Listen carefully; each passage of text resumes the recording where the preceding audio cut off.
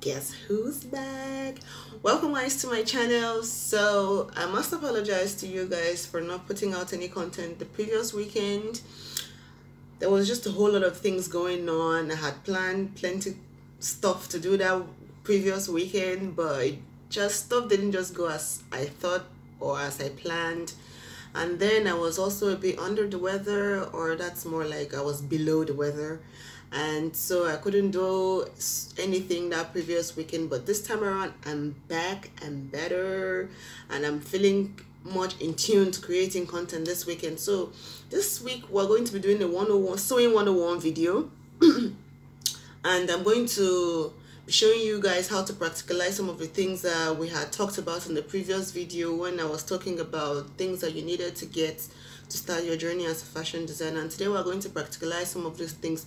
So today, what are we going to do today? We're going to be learning how to select your thread, your sewing thread, and what kind of thread you're going to need for what project, for whatever kind of project that you need, you're working on, and then also how to set up your machine and all those whole basic machine and threading stuff that you're going to need to start. So let's get right into it.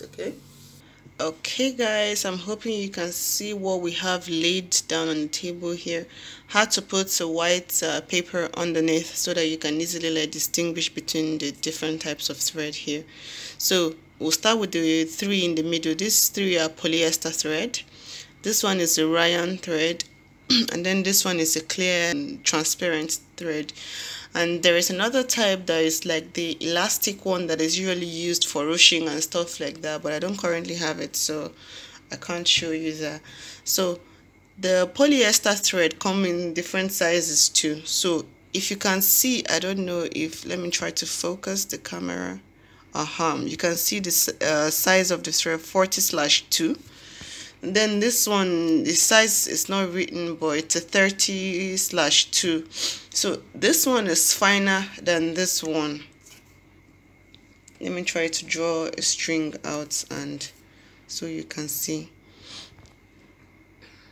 So you can see this is a little thicker than this one. This and this are the same size.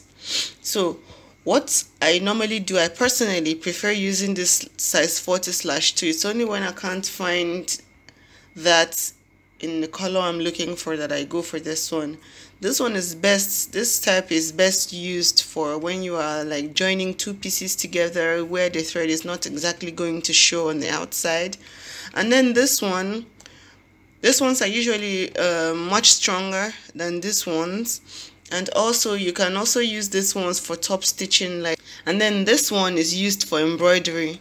You cannot use this one for joining pieces together. You can use it for top stitching, but you definitely cannot use it for joining pieces together because it's not strong at all. I can actually cut this thread with just one hand.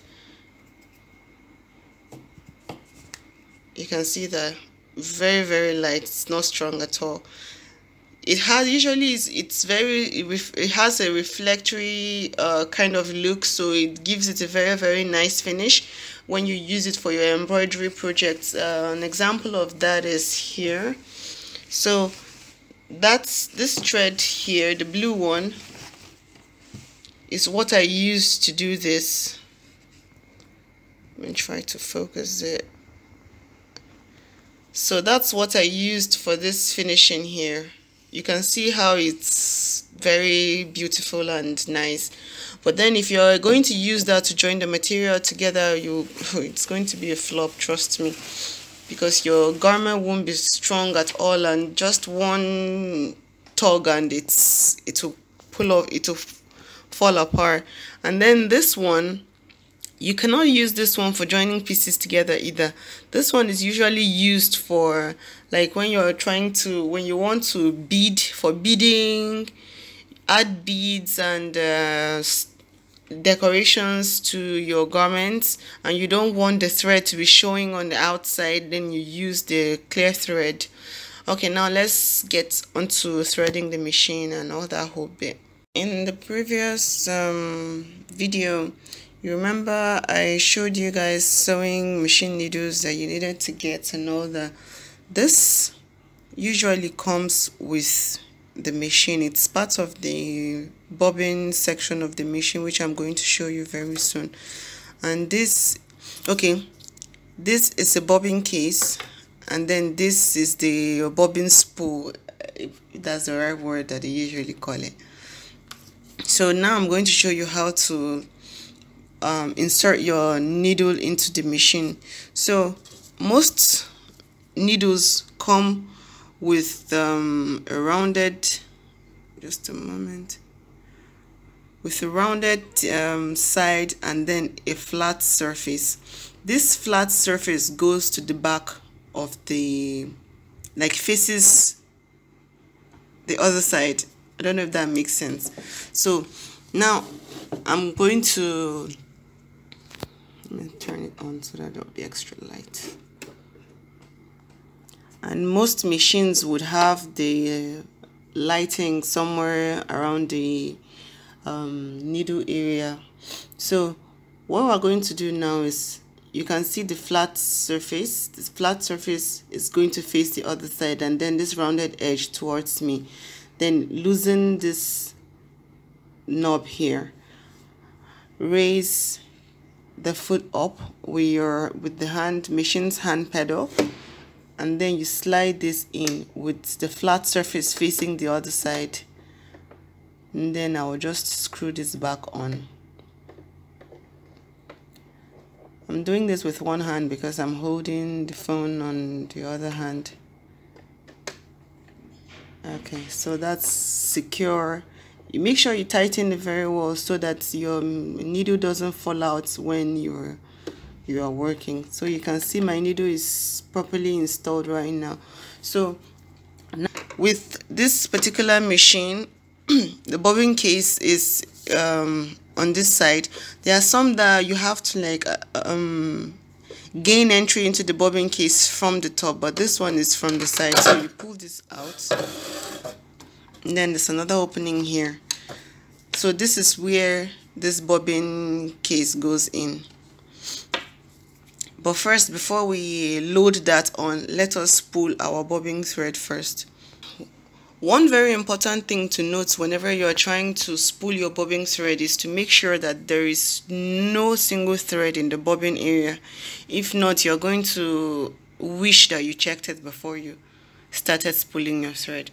So when spooling the bobbin, you take this and then you place it here. And then you take the thread, spool it around this knob here, and then roll it from behind towards you, from the back towards you. Roll it a few times to secure it so it doesn't come off when you start pedaling the machine, and then lock it in place by shifting it towards this knob here, and then you start working it. So it would automatically start spooling the thread.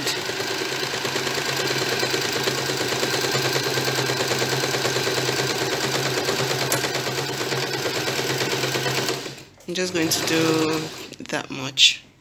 Where's my scissors?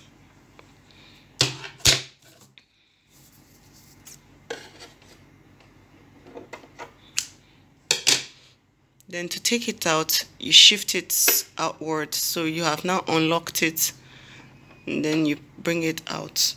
So after bringing it out, you have to put it into the bobbin case, right? The same way the thread is right now is the same way I'm going to put it into the bobbin case.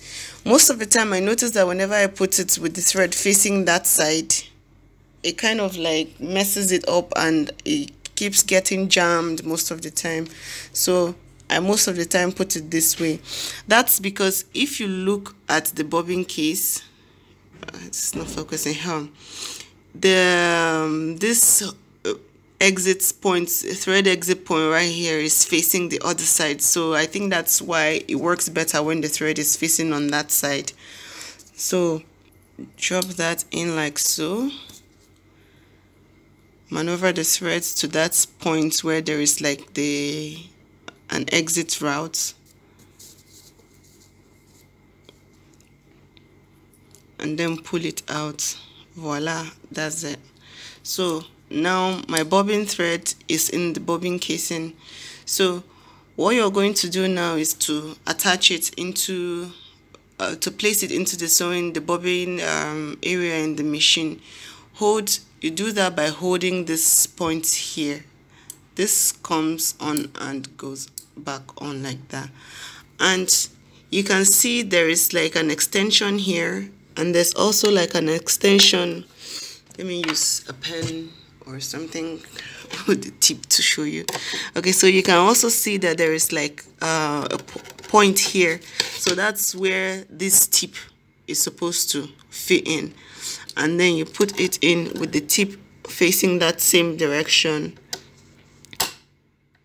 You push it in until you hear that snap sound. Okay, so once that is done, how does the thread from that point come out up here? Now you would have to thread the top of the machine. So every single machine has a particular way that you should thread it. So with my own machine, there is like point 1 where the thread is coming from. It's labeled actually. If you see, there is like a small arrow here, and then you loop it on this thing here. It goes down. You can see there is a number 2, small number 2 written there. Oh, focus, young lady. There's a small number 2 written here, and then you bring it back up. You loop it around this place. You can see a number 3 written there, and then take it back down, and then you can see the small number 4 that's written there. So there is like a small hook here, this one. I'm going to loop it behind it. So after I've finished looping that, the next thing is to pass the thread through the eye of the needle. Let me try to focus this so you can get a good. So you can see the very tiny eye. Yes, I hope you can see. So now I have to pass the thread through that small eye there.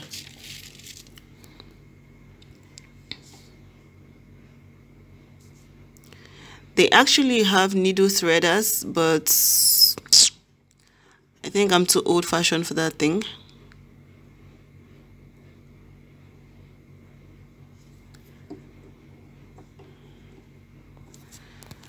Great. Trying to use just one hand and it's working great so far. Okay, voila. Now it has been threaded. So how do you use this thread to pull out the thread from the bobbin thread? What you do is I'm in position the phone so you can see what I'm doing. So what you do now is hold the other thread with one hand, and then you turn this hand knob. You roll it down. So as you can see, I'm turning it down and it has gone down to loop the thread. Now the bobbin thread is out, so you just use your hand and pull it out. Now I have, oops, sorry about that. Now I have 2 strands of the thread out now. So that's it. Close that back up.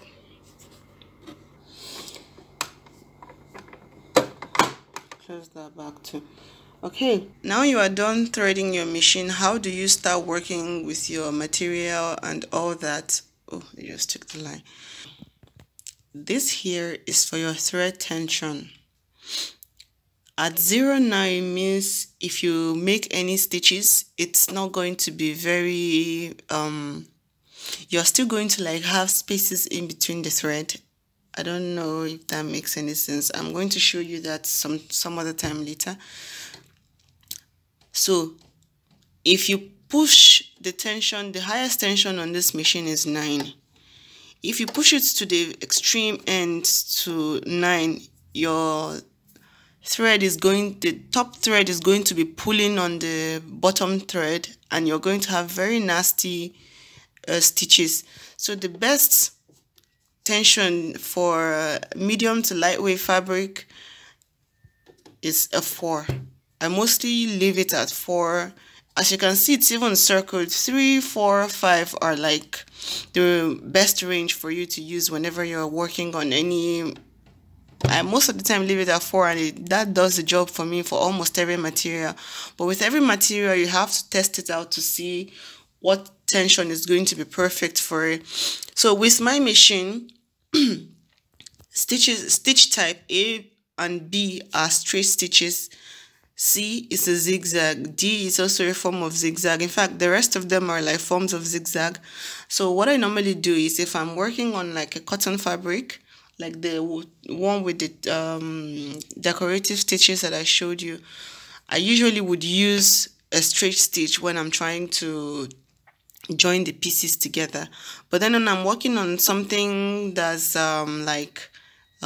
stretchy, like jersey, knits and stuff like that, I would change it to a zigzag.